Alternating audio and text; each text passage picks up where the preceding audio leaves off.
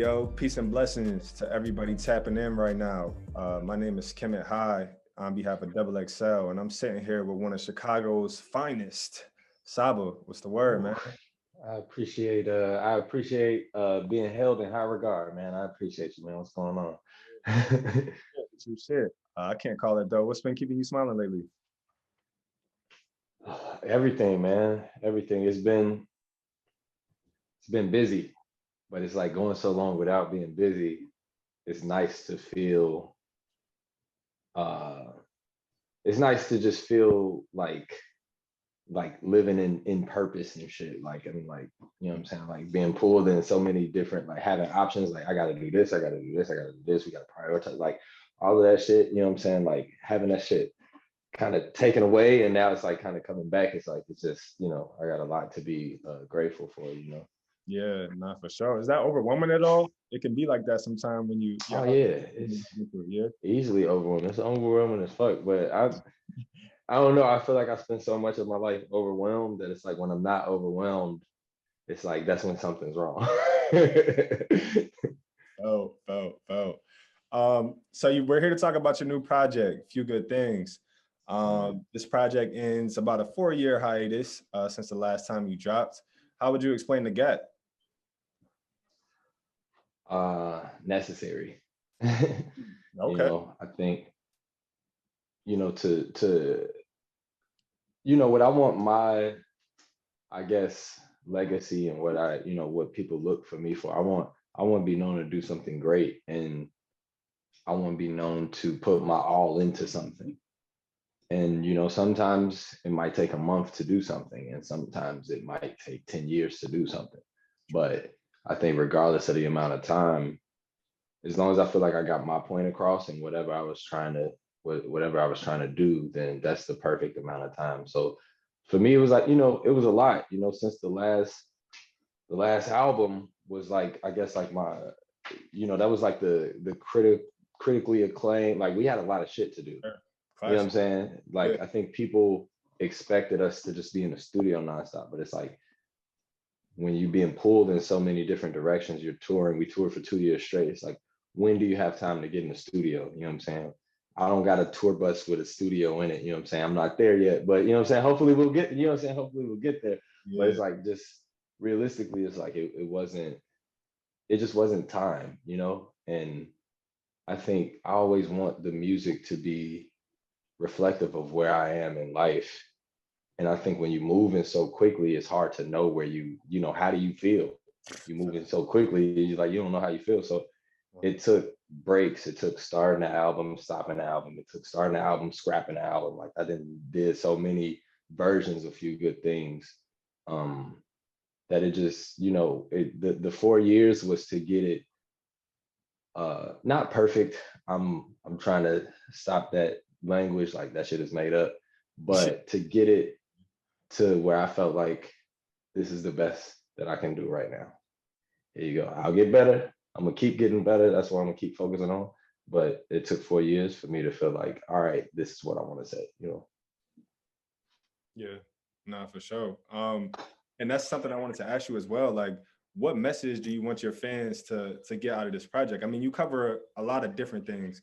What I'm assuming to be like intentionally, but is there a main message that you wanted to communicate with this newest effort? Man, there's so much that you could I feel like it has a lot of depth. And I think, a lot of different people are gonna hear it and take different things away from it. But I think that's what makes it art. You know what I'm saying? Like being able to put your own interpretation of my project and of my words and of my musical choices, like being able to put your own interpretation of it like out there is what makes it art. And I think so many times, you hear something and you get nothing from it. I'm satisfied as an artist if you listen to it and you got anything from it. You know what I'm saying? Like whatever your opinion of it is, whatever you think the songs are about, anything like that is like, that's something that I feel like it shouldn't be, but that's something that it's like it's kind of rare now. Um, Yeah, so if you listen to it and you get anything from it, I'm satisfied. most definitely. Even including the music excluding the music, however you want to take it, what would you say you learned about yourself over these last few years since you were fully in the forefront? Yeah. Um, a lot. I learned, man, I started therapy in the last couple of years. Okay, that's what's up. And You know, the stigma in the Black community to keep things internal. So hey, yeah, it made a difference. It made a difference in just my own like self-understanding. And what it did for me is it offered context for why shit is how it is in my brain. You know, it's like it gives me context. It's like we discuss shit that maybe was small to me in that moment, you know what I'm saying? But we talk about it for long enough and you understand things on a larger scale and how this is actually connected to this and this is connected to, so I think to me it was, you know, that my last few years have been nothing but learning about myself in so many different ways. Even making the last album and making this one, it's like, you know, every time we set out to make a record, I know it's gonna be like it's gonna go hand in hand and like basically like coincide with my life at the time. So like as much as these are just like albums, but these are like also like kind of like life projects where it's like I'm learning as I write, you know what I'm saying? As I, you know, I might have a conversation with the homies or something like that, and it might be like super like profound, like why the fuck are y'all niggas talking about this shit? Like might be some super profound shit. But we might hit the studio after, and some of those topics are just gonna naturally, you know, come up. But it's like I think we, you know, the whole idea of music for me is that self exploration. So it's like, sure. you know, you know, it's supposed to feel experimental. It's supposed to feel like something new. It's supposed to feel refreshing because it's like this is self. We journey, you know, we just traveling through whatever our imagination, wherever it take us, that's where we gonna go, you know.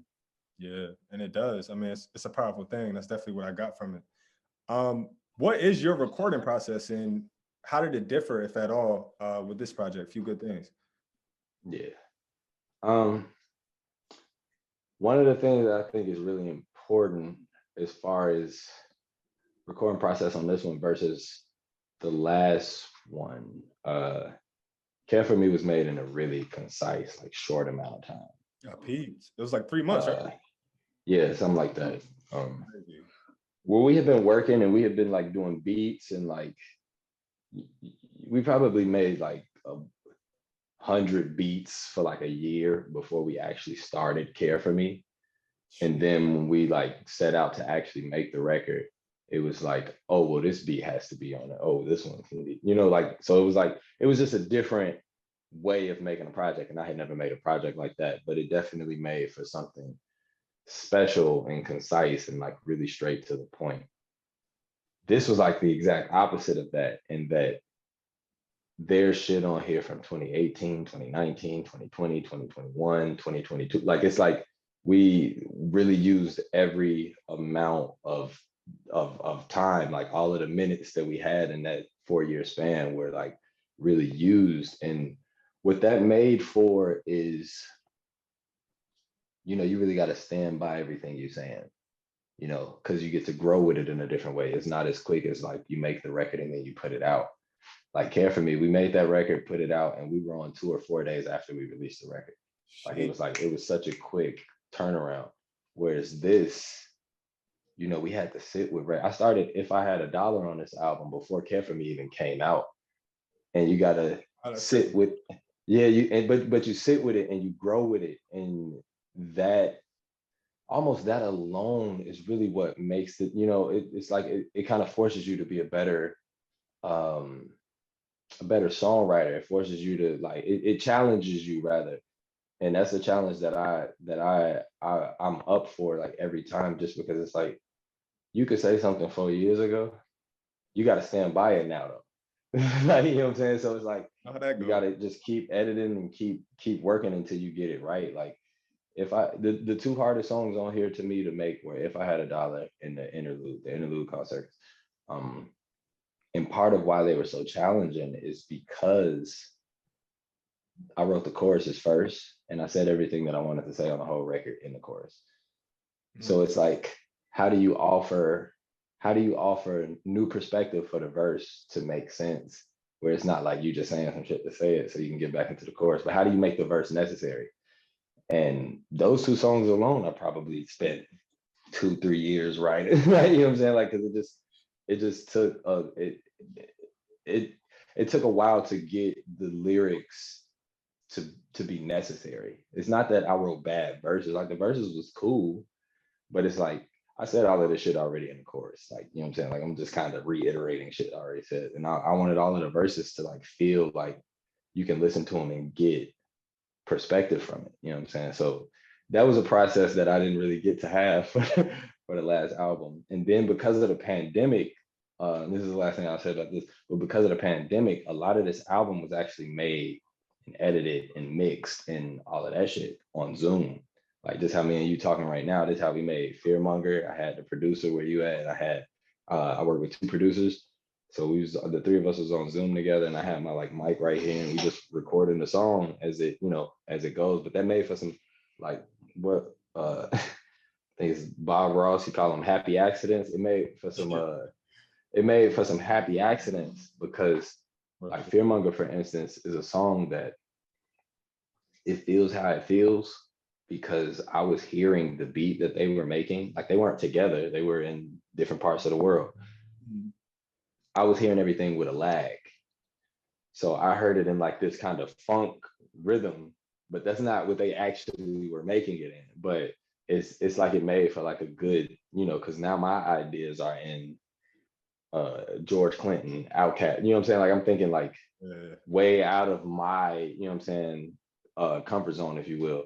But it made for just more creativity and just pushing yourself further. So I think, you know, this was definitely a longer process, but it was just us making the most of what the situation was. You know, we did a lot of this shit just virtually. You dropped a visual with this project, directed by Robert. What made you decide to add that visual element to this project? Yeah. It's something that I wanted to do for years, you know, years. Like I would say as long as I've been releasing music, I've wanted to kind of try to get into that, into developing the visual element of it, because I think our music is very visual, it's very like detailed, and I wanted to offer context. I still wanted it to be abstract enough and open-ended enough for people to put their own interpretations on it, because like I say, that's just important to me, like to push art forward. Like I don't want to just like, this is what I think, this is what I think, this is what I think, but this is what the listener, this is what the viewer thinks. But for me, it's just, you know, resources, just having the possibility to do it. And it was like really far-fetched when we brought it up, you know, it was like, how the fuck are we gonna pull this off? But I talked to CT Robert, because he went on a tour with me in 2019. We did the JID tour together. Okay. And we was just chopping it up. I had a couple of the songs that ended up making an album at that time. And we just, you know, we kept chopping it and kept chopping it. And then when it finally became time to really like, okay, now we're working on the album, he was there. So we got to, from the base of the album, already be focused on preparation for the film. So we talking about conceptually how it's going to tie into the album. You know, he would get all of the rough drafts and shit. Like he had all of them, and we had like open documents, open decks. Like there was just everything. Like it was like clear communication about everything, and it was a lot of work to like really pull it off. But I think the most important thing, we had hundreds of people that were willing to help. Like it really took a community to pull that off, because making a short film, I mean, it's something that requires so many resources. And at the time, you know, we didn't have them all, but it was like so many people, like anybody who's seen the deck was just willing to work for whatever, you know what I'm saying? It was just like, no, I want to be a part of this. And that kind of like speaks to the project, you know what I'm saying? It's like people wanted to be a part of it, and we were able to pull it off. But yeah, that's one of the like, it's still crazy to me that that's out, you know what I'm saying? Like that's something we've been spending the last year like leading up to that moment, and now that moment has come, it's really it's really just insane. So Come My Way, it's featuring Crazy Bone. I know you grew up on Bone Thugs, so talk to me about that influence and on the track. Yeah. That's how I'm here, man. Like Bone Thugs and Harmony, I heard Notorious Thugs when I was a kid, and that was the moment, like where the light bulb went off, like, wow, like I should make music. So I heard that jumping around on the mattresses and just reciting all of that shit as best as I could. Yeah, hella And flows. right. And then just, I my granddad helped me to get a 4-track cassette recorder that year. Really? And it's been a wrap since then, like where it's like this has been pretty much my life since that moment. So having that come my way, you know what I'm saying, and being able to link with Crazy Bone, that was like the most full circle shit that I've ever experienced, where it was like it's still like almost unbelievable. It's like, man, these niggas are cool, and these niggas are like just goats. Like they really did something that nobody else has done. Nobody else has ever sounded like what they sound like and offered, music what they offered. So it was, that I feel like is what inspired me to just like, it's not about what's hot, it's about what's authentic. You know what I'm saying? Like, Mm. and to me, like I listened to that music for the first time and I was like, oh, you could really be yourself in this shit, because these niggas don't sound like nobody I ever heard. No. You know what I'm saying? Like, so that it was just such a big deal, discovering them and how they use melody and how they use cadence and all of these patterns and production, just how everything felt. You know what I'm saying? Like sometimes you couldn't even understand them. It's just feeling, Hmm. and understanding that feeling. Like that's what I feel like inspired me a lot to focus on that in my music. Like obviously, it's like, yeah, the use of language, the use of all of this, but if the feeling isn't there, nothing that you say is gonna be important. You know what I'm saying? So that's how we go. That's how we approach every studio session. Just try to lock in, get the vibe down, get the feeling down, and then we'll work on the song and the songwriting from there. Yeah, real words. And it's interesting. You actually manifested that collab. I think you said in the interview years ago that you wanted to do something with Crazy Bone, and it came to light. So I want to ask, maybe we can use this as a reference. Are there any other collabs that you want to nail down in the future? Because you got a Oh hit yeah, just yeah, saying yeah. you want to do this, and then it Now happens. I gotta now I gotta just speak real highly of myself. All right. Word, what's up? Holla at me. Um, I'm trying to rap with Kendrick. Okay. I'm trying to rap with Kendrick one day. You know what I'm saying? It could be this year, next year, or in 20 years. I don't give a damn. But I'm trying to rap. It don't even gotta ever come out. You know what I'm saying? I'm just trying to, just bar some shit with Kendrick. I'm trying to make music with Pharrell. Pharrell was a really big influence on me. And Okay. another person who just inspired like authenticity. You know what I'm saying? Like that nigga's just so himself, and it feels like so self-aware, where it's like I feel like I would learn a lot from that session. So I definitely want to try to link with Pharrell. Who else? I mean, you know what I'm saying? Like just based off of the history of these things, this is exactly what you said. Where it's like, damn, we did kind of manifest that. You know what I'm saying? Like, I got Exactly. to shoot for the stars. Sade was Uh, somebody who you know what I'm saying? I know she not really, she's such a like just rare breed of individual, like where it seems like she don't even like, where is she? yeah. But where is she? Like she's somebody I don't even gotta work with her. I would just like to I would be so satisfied to know that Sade knew that I existed. Bro, I'm such a big fan of just everything. When you talk about like how you talking about making music with like a feeling and like the vibe of it, like that's somebody who got that nailed down to a science. Like the second her shit play, it's her. You know what I'm saying? Um, That part. but yeah, I don't know, man. I got so many, like, bro, I want to work with the greats and I want to work with people who inspire me. And I feel like, bro, I got inspired by so many people. Um, that it's impossible to to have just like a small list. Like this is like Yeah. I sit right here for a whole another hour just naming people, but I'll stop there for time's sake because I think those are three solid ones. Yeah, yeah. I mean, every name you mentioned above with yourself, we just already know what will come back, which is straight fire. Getting back to music with a feeling, 2012, I think that was a track on the project that a lot of people were speaking about. You know, it was heavier, but also just artistically amazing. And on that record, you talk about dealing with social anxiety. So I want to ask, like, Mm. how have you adjusted to that as a full blown celebrity now? That's funny. I don't consider myself a full blown celebrity. I What? think the idea of celebrity has changed so much with Heck, let's talk the about it. internet. You know what I'm saying? It's like I feel like if you're a celebrity, you can't just go to the grocery store.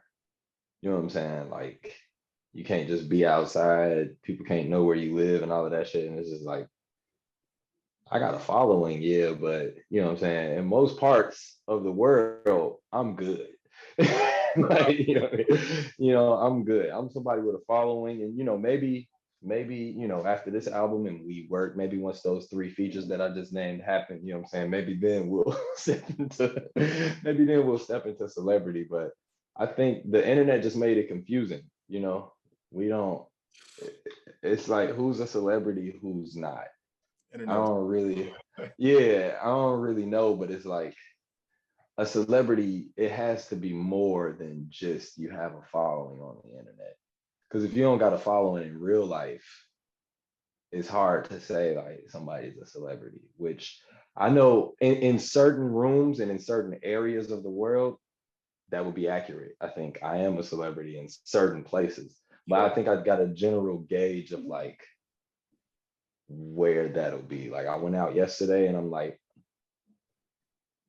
I kind of know what to expect from this. Like I'm gonna be around a lot of people who listen to my music. But it's like sometimes I go out and I'm like, I know what to expect from this. I'm just another nigga in this motherfucker. You know what I'm saying? So I don't know. But I guess that's true with anybody though. So I don't know. But I don't necessarily consider myself a celebrity. But I don't know. Maybe some people do. It's whatever. As long as motherfuckers know that we do what we do, I guess that's all that really really Yeah. Yeah. matters. Oh yeah, that's candid. So one more song I want to ask about from the project. Still with Black Smino, that shit is a heater. Can you tell me the story about how that came together? First of all, uh Smee had to be on my album. Yeah. Smee, like Smee and No Name, them probably two of my favorite people in in the world. Oh. Um and I played him the record, and it's so funny working with him because I know what he on. Like he's trying to man's is trying to do that. Like and it's really awesome to have people take your music that serious. You know what I'm saying? Like where it's like, nah, he gonna give me a classic verse. You know what I'm saying? And I know that's something I can count on him for. And it's a lot of people that I can count on that. Um Black, shout out to Black because we really, I mean, we had met in the past, but working on this record is like where we kind of like built our relationship. And he was real cool. He was open to, just like really feeling like we're creating something that was special. So it was really awesome. Like we knew from the second that we kind of made the song, it's like this is gonna be a fan favorite off you know what I'm saying, off GP, off principle. Like it's like this is gonna be one of the ones. And it's cool because it's like such a, like it feels like such a like chill song where it's like it doesn't feel forced at all. It just feels very organic and like refreshing, and it's still like laid back, some chill shit. But I don't know. I feel like that's like a good display of the type of, I feel like versatility that you can get from like some artists. Cause it's like, bro, if you was in that song, there's so many like flow change. Like this nigga Smino did like 80 flows. I'm like, oh my God. Oh my God. Um but yeah, that shit is awesome. That's easily one of my favorite songs on it. And yeah, the production was handled by Daoud, Day Day. They did all the care for me. But I also produced on it. And then a friend of mine, Daywave, who's also on 2012, did some production on it as well. Okay. So it's, you know, it's cool. That was immediately, you know, we made that shit and like, oh yeah, this one is special. Yeah, for a fact. On that note, yourself, Smino, No Name, about 3 years ago, y'all announced yourself as a group, Ghetto Sage. Y'all released Hagen Dazs. The fans been begging, fiending for another scoop. So what's up with it? Y'all chefing up anything? uh it's hard to say. I don't know what the media training answer version. I don't know. I don't know. I don't know what the you know the answer I'm supposed to give. But what I'll say is, um, I mean, I already told like them two of my favorite artists. Period. Uh, Same. so it's gonna happen. It's definitely gonna happen. The timeline that is gonna happen, I can't tell you. You know what I'm saying? We might be old, gray, and bald by the time it actually, you know what I'm saying?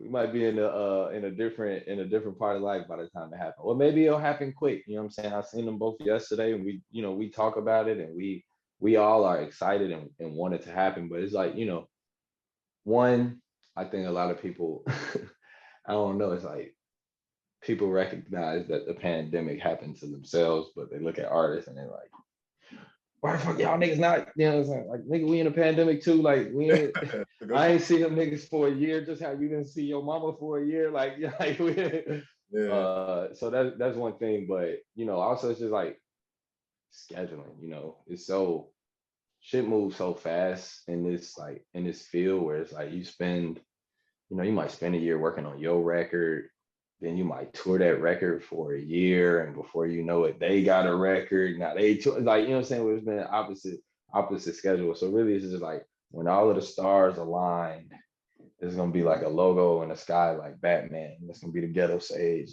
and then you're gonna know that it's time. But you know what I'm saying? It's feeling like sooner than later. You know what I'm saying? Yeah. Without saying too much because I don't fucking know.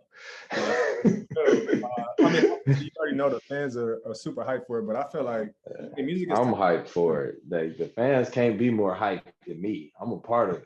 You know what I'm saying? Like, No, that makes sense. That makes sense. So one thing that was cool to me about your first project, Bucket List, is that you had people on the project talk about, you know, things that they wanted to check off of their life list. So obviously that project came out about 6 years ago.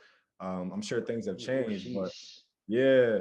I gotta ask, like, what else is still on your bucket list? Like, what do you want to do? Where you want to take it? Anything come to mind? um, that's always a hard question, and I think I realized it was a hard question making it out. You know what I'm saying? You hear a lot of people bucket lists on there, but you don't hear mine. And it's because it's like I feel like you know your 2016 bucket list not the same as your 2017. Like it's like, you know, I would say where we operate is like it's always trying to like outdo something and then grow, and it's like just being open to new goals. I think that's something that's important because it's like, you know, we focus on music so much, and so much of our life is this right now, you know, but it's like there's no ceiling on what it can be, and I try to be open to that.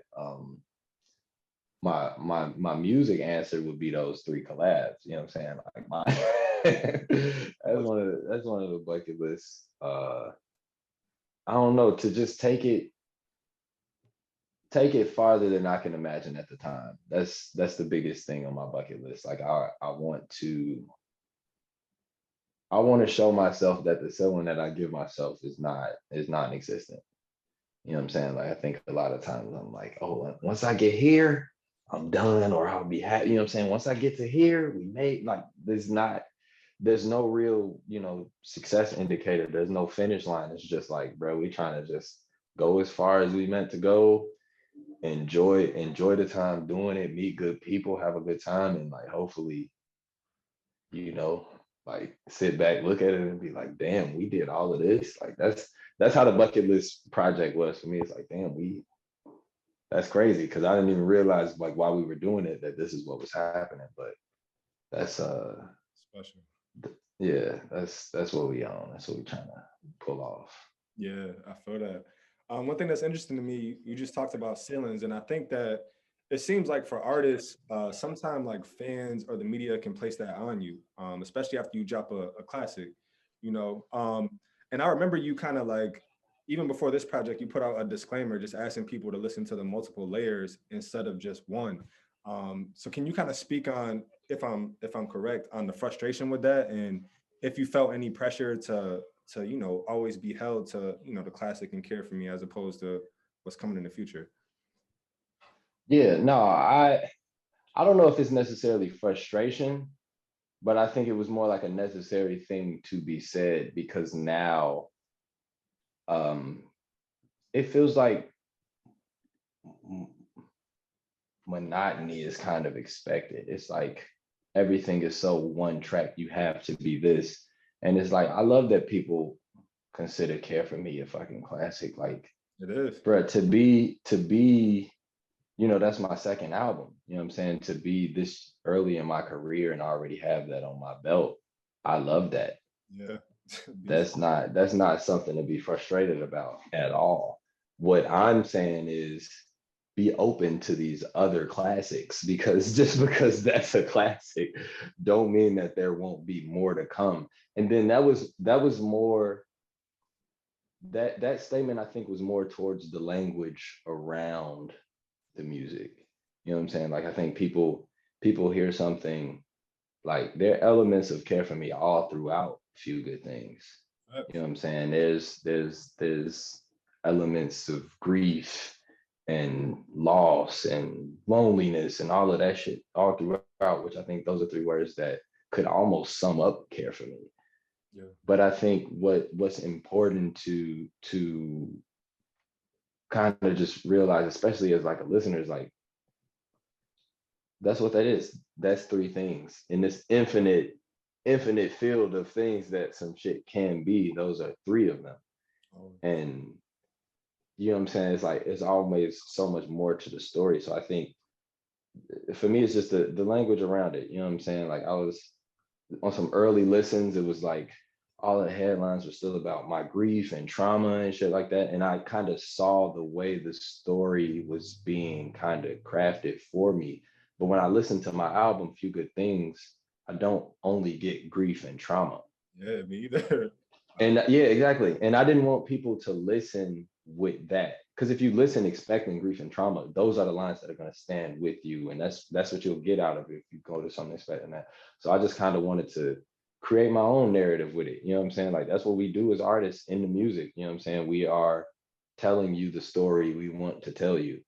So I want to tell you this story, but I want you to be ready to receive it in the way that you know what I'm saying? I can't control how people listen to something. You know what I'm saying? I can't control whether you like the shit, don't like it. It's really not my responsibility to do that. But I think I just wanted to kind of acknowledge how I intended it to be kind of listened. And I don't think that was just a for me thing.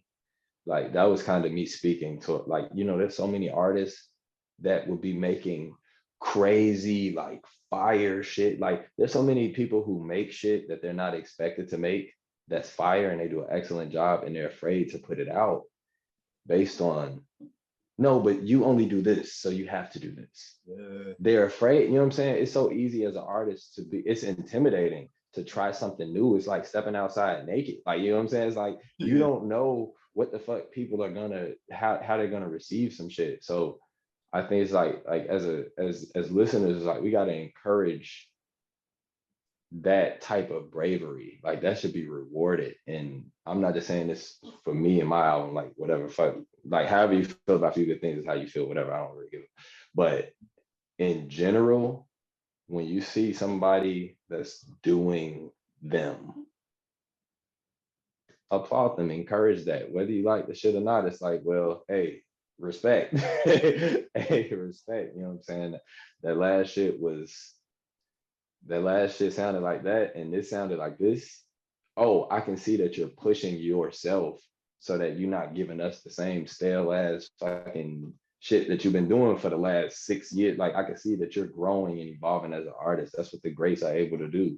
That's what when you listen to, when you listen to Stevie, you know what year you could tell, like, oh, this early Stevie, oh, this is this, oh, this is the 80s. Oh, you know what I'm saying? You listen to fucking Kanye, even, you know what I'm saying? You listen to these niggas, like they're able to um push shit forward. And the only way you can push this shit forward is by, you know what I'm saying, breaking that barrier and not being afraid to challenge yourself and to challenge your listeners, your fan base. You know what I'm saying? So that's what that disclaimer, I think, for me represents. It's just like, hey, I know I did some crazy shit in the past. Fuck that shit. We here now.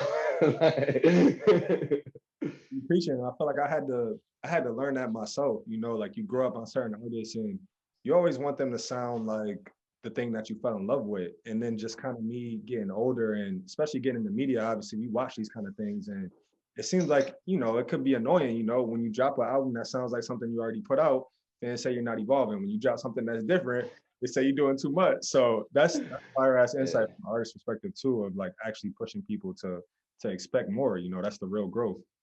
I heard a quote. I don't remember who it was from. It was somebody in the Roots, maybe Black Thought or Questlove. Mhm. Fire feature on the project, by the way. Oh yeah, he went stupid. Yeah, Um, 100. but one of, and I heard this really early in my like career. I don't even know if I was releasing music yet, but they said their goal of every album is to lose 40% of their fan base. Mm. And that shit was so profound to me because it was like it's nerve wracking as an artist to even think like that. You know what I'm saying? Yeah, But hearing that early on, it kind of always made me think about that and create like that because that's how you create freely. You know what I'm saying? It's like I'm not, you know what I'm saying? I'm not my past accomplishments. Like I'm me. And when you start thinking like you like I gotta make this, I gotta make this, I'm being held to this now. Like you lose what made that special. Because if you listen to Care for Me and Bucket List, Care for Me was pushing shit for the same what, you know what I'm saying? Like it's like this is a different person than the person who made Bucket List. naturally. Just like Few Good Things is a different person than the person who made Care for Me. And I just want to, at this level where I'm at, where it's like, I know some people are able to look to me, to listen to me, to look up to me, whatever the case it is. Like, I want motherfuckers to, young artists and shit. I want the motherfuckers to be fearless. Like, do what you want to do in this shit, because that's how we gonna get to like just authentic music. Like everybody being individuals. You know what I'm saying? Like, it feels like it's so much. Motherfuckers is fighting for one identity right now, and it's Yeah, I feel like early on it was like the worst shit in the world you can do is come out sounding like another nigga. yeah. And I still feel that way. I'm like, don't we got the, you know what I'm saying? But to each his own. I think, I I I don't know. Don't give me the answering questions you didn't ask I'm with you. This is fire insight, man. I know the people that are gonna watch this are gonna take a lot from it because I am. Speaking of which, where do you see yourself in the Chicago rap scene? me. I don't know. That's hard to say, man. I don't know. When I think of myself in the rap scene in general, I consider myself, man, to be. It's like when they was asking, and this is another on some Chicago shit. When they was asking D Rose about the MVP, and it felt like the reporters were expecting him to not view himself that way. Mhm. And it's like, why not?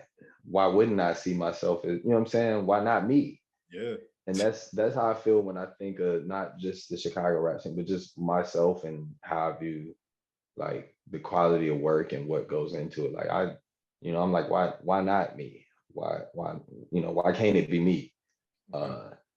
So that's, you know, saying a lot and a little at the same time, but that's the answer. Shit. I got you. One thing that's interesting to me about the Chicago rap scene. So, I was born in '96. I started falling in love with hip hop when I was like a teenager, and it was really Chicago artists, yourself, Chance, No Name, Mick Jenkins, that kind of made me grow this love and appreciation for rap all over again. And like you said, Chicago is very layered. At least from a mainstream level, you have your more introspective artists, and then you have your drill artists. Take for example like a Kirk or a Herbo. But you guys have all been steady, like no one's really new in that scene, but I think there is a influx in recognition over these last couple of years. So why do you think it takes longer, or it has taken longer, for Chicago artists to get mainstream recognition, if you think so? Yeah, I think I don't know, it's a few things. One, a lot of Chicago niggas is independent. So that's just off bat, it's gonna take longer. Yeah, you You still know, um, I'm still independent, yeah. That's what's up. But two, I think I always hear words like infrastructure and shit, like lack of infrastructure. Like we don't really got no labels, and it's like I don't know. It's like not a lot of people come to Chicago expecting it to be like this hub of amazing art, you know? And for a long time, it's like us having to put our cell phone and then put each other on, and it's like just nonstop work, work, work, work, work. But I think, once I feel like Keith blowing up was like such a shift in how people view Chicago. And then once we had Keith, we had Chance, we had, what I'm saying? It was like so much attention brought on the city where we all, what I'm saying, any look for the city is always a good look in terms of, once we got one, we got them all, and that's something where it's like I think it's just gonna keep growing and keep getting bigger and whatnot. But part of it is just, when you watching did you start watching the Ye doc yet? Nah, I'm waiting for all three parts, but They explain it. They explain it pretty well in that, like, because he's in New York mostly in the doc. But it's like, even I'm in LA right now. It's like a lot of times you got to leave a city to get it, and then you bring it back. That's right. So a lot of times it's just that I don't know. It's like some hometown shit where it's like it'd be feeling like you exhaust your resources or something. Like it's like you do so much, and then it's like, okay, well, naturally the next step is to go somewhere else. And that's kind of the place where I feel like I'm at. That's the place that a lot of artists from Chicago feel like have hit. And the plan is to make it something better, make it something bigger, make it something crazier. And it's a growing scene, I would say. Yeah. But one thing about it, I mean, the talent level is infinite. What do you think makes Chicago's music scene elite? I would say the most important thing that I get when I listen to art, or when I listen to music, when I see art, when I, what I'm saying, like when I think of art, is perspective. You want the perspective of that artist. You want to hear something you haven't heard. You want to see something you haven't saw. You want it to feel real. I think Absolutely. part of it is just a Chicago experience. It's like, we all growing up with understandings of ourselves just based on necessity. It's like we know how to move, we know where to be, where not to be, we know, we seeing shit. We seeing shit and we're processing it ourselves. So I think with Chicago, you get perspective that is so uniquely true to Chicago artists.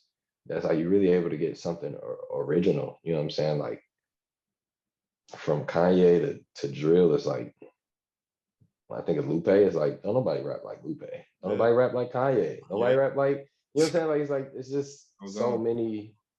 Yeah, it really does go on, but so much of it is like in Chicago, you gotta be yourself. Because if you don't, you're gonna get your ass flamed the whole time. Like people, people call it out real quick. And I think an advantage of being in Chicago, and this is something that's I think an advantage of the Midwest in general, while there are is like, I don't know, I was gonna say while there are the disadvantages, I don't even know if that's true though. But one of the big advantages is you are able to see everything around. You know what I'm saying? We're able to see what's going on in California. We're able to see what's going on in New York. We're able to see what's going on in the South. And it's been like that for a long time where we are able to offer something that is kind of unique because it's lyrical niggas in Chicago, like how the East Coast is. Yeah. But it got the bounce of some of like the Southern shit. Mm-hmm. And then you got the cool elements of some of the West Coast shit. So I think Chicago is just like it's a great melting pot of like Yeah. stylistic like choices. Like it's like, but like somehow you mix everything together and you get this original like fresh off the stove. Like here you go. Like it's like you haven't heard this yet. That's how I feel. Like you go back and you listen to like I don't know. It's really anything. You listen to anything. It's like Kanye, Common, Lupe, Twista, Crucial Conflict, Do or Die. It's like the list goes on and on and on. But it's like that's who sounds like that. Like you listen to Crucial Conflict, nobody sound like Crucial Conflict. Mm-hmm. Like, Of course. Word. Who would you say is your top 5 rappers of all time? you trying to have us getting debated in this? Hey, you trying to you trying to start some shit? That's not even on your paper. You just asking that to ask it now. I had to ask. uh, I had to get it. uh, I don't know, man. I feel very hard. I feel like it's very hard to have favorites. Like you ask me what's my favorite color, it's gonna be a way longer conversation than you want it to be. And that's how I feel. That's real That's though. how I feel. That's how I feel when I think of top 5 rappers ever. But I would say um 5 rappers that should be considered. So, you know what I'm saying? I'm speaking real PC. So if y'all, you know what I'm saying, if this video is about to be public, you know what I'm saying, this is not to be clear, to give a disclaimer. I did not say that these are the top 5 rappers of all time. I Right? said these are 5 rappers that, you know what I'm saying, when you hear somebody put this in their top 5, you should be like, oh, of course, that makes sense. Gotcha. So Y'all hear it. I think Andre 3000 is the most undeniable rapper of all time. I Oh, think what he does is unparalleled. Like it's like his use of language is just real clear and sharp. So I think he has to be, you know what I'm saying, like despite everything, it's like Andre. I freezing. think Kendrick Lamar, you know what I'm saying, when we talk about discography, he got one of the best discographies in music, period. Period. Uh I think you could say the same thing about Kanye. Yeah. One of the best discographies in music. Still pushing the limit. Um, Probably Jay-Z. OG. That nigga made the Black Album. Like, Yeah. it's not a lot of albums that could like really see the Black Album. True. I don't know. For like, I think say what you want. It's hard to argue Drake is not being a top 5 ever. Like he Yeah, I'm went not from here. here and he took it there. So Yeah. those are that's not necessarily what I would say the top 5 rappers of all time is, but that's kind of my cop out. Um, Valid though. but I think it's, you know what I'm saying? I think you could easily put Lupe Fiasco in there. I think you could easily like Cameron, one of my favorite rappers ever. Like you can go Nas, you can go Big L, you can, I didn't even say Pac Big, you know what I'm saying? Like it's so much, like, bro, it's so many amazing rappers. But the real answer is myself. Uh, Off your shit. and then the other four after myself would just be all niggas in pivot gang. So that's the answer. I'm rocking with that. I'm rocking with that. I mean, hey, Pivot Gang is the legend, and that was something I wanted to ask you before we wrap too. First, I want to send my condolences to you. Thank you. No problem. What can people expect from the collective? Y'all dropped a project. What was it? 2018. Went crazy. I think we did 2019. Okay, 2019. Went crazy. We want y'all to run that back. But what's the word? Anything fancy? It's happening. It's happening. It's for sure happening. You know what I'm saying? Like part of doing shit as a collective, like it's the same, it's a similar situation with the Ghetto Sage shit, where it's just like doing a collective, there has to be so many things that align before it's like you're able to really go. Because I think for us, it's always making it a priority. Like it's not something that we're trying to do in the background. We're trying to dedicate and have full attention to detail. Like the same way we treat our own solo albums is how we want to treat the collaborative albums and shit. So man, we've been working on, so I feel like it's at least 100 Pivot Gang songs right now that we, since like the last couple of years have racked up. Yeah. And we've only been hard drive. Yeah, we trying to get these hard drives to be some shit that it's like, oh, this is the go, you know what I'm saying? This hard drive itself is a form of currency. Yeah. You know what I'm saying? So it's happening though. And then all of the guys, you know what I'm saying, Joe, Mello, Fresh, they all been working nonstop on their own shit as well. So it's like when the four of us, you know what I'm saying, when we link and we get it together, it's gonna be a lot of cool shit. But I think it's already shaped up to be like such a busy year, and busy, the good kind of busy, the busy that you want. Yeah. For myself and for the guys. So it's like, you know what I'm saying, being out here is just dope, because it's like we're taking that Chicago mentality and bringing it out here, and we making shit happen, making shit move and shit. So the Pivot Gang is definitely it's on its way. It's on its way. We just did some cool shit a couple days ago, and it's way more to come. So that's that's like my top priority. Now that my album out, it's like, all right, let's do this pivot shit. Yeah. Okay, go leave that right there. Yeah. I'll ask 3 questions to you. One, what's the best part about being Saba? Man, I told you, man, doing favorites and best and all of this, it's so challenging. Yeah, the best part about being me is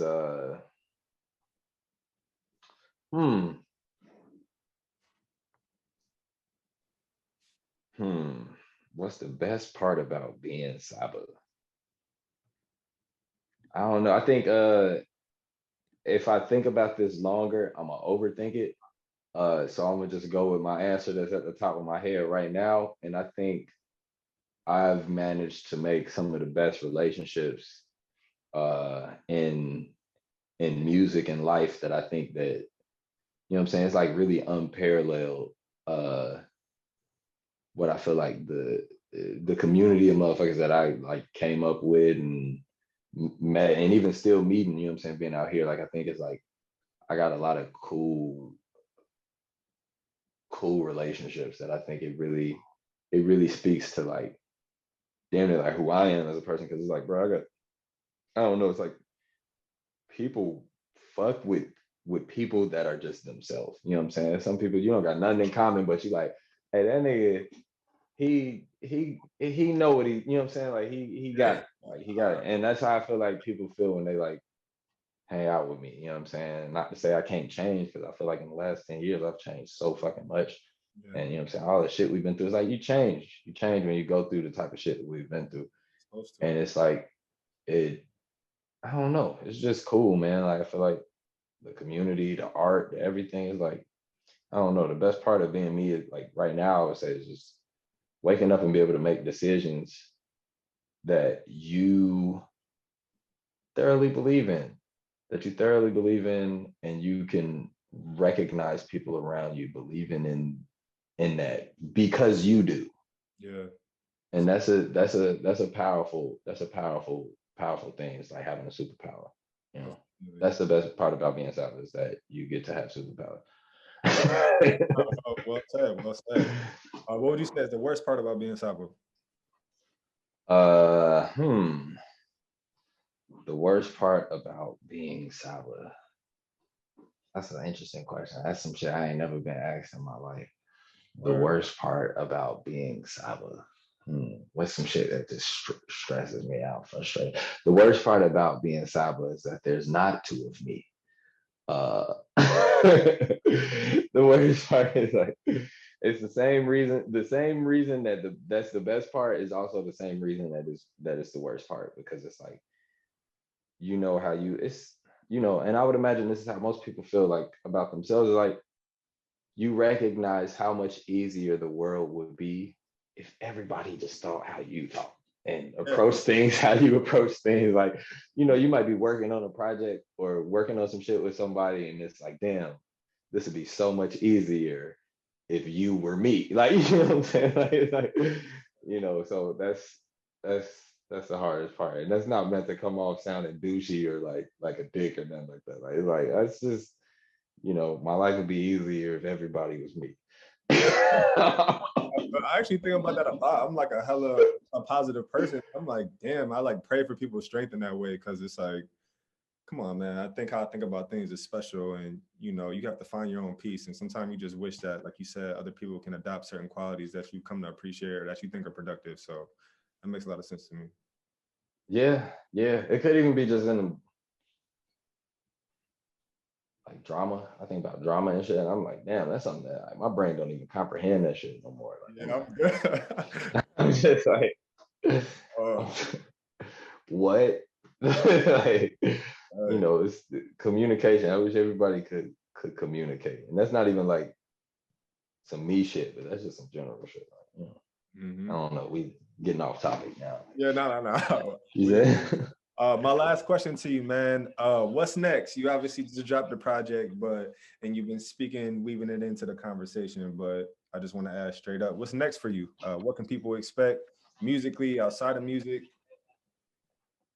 um, what's next for me is going to be. I don't know. I feel like trying to put my big boy pants on. You know what I'm saying? Really taking myself serious and really stepping into how I see myself. You know what I'm saying? I'm gonna do everything in my power to make sure what like all of the work we're doing is not just being cast aside. It's like, oh, that's dope, cool.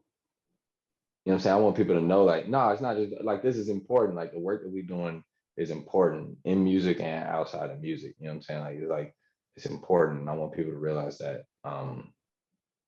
And part of that is just gonna be doing more work, Yeah, doing more of the work and surrounding myself and with people that are on that page and that are willing to make those sacrifices and willing to really do the work. When I think of what's next, it's so much I want to get into. I'm just like in my office right now and I'm looking at a little bro, it's like a little design I'm trying to do. Like I want to oh, a get keyboard. into yeah, like I want to get into a lot of shit. Um so when I think of what's next, man, it's no ceilings. No ceilings. Shout out to Wayne because that's somebody who I can't believe, you know what I'm saying? Like we just talked about the best to ever do it and I Mm, didn't say Wayne, so forgive me, but no, that's I understandable. gotta, I gotta, I gotta go back to the previous question and throw him in there too. I don't know how many that puts me at. That's probably like 7 or 8 or something like that. But Yeah, Wayne got to sure. be in there. But yeah, what's next for me is to, I want my name to be in that conversation. not just when you ask me, but when you ask other people.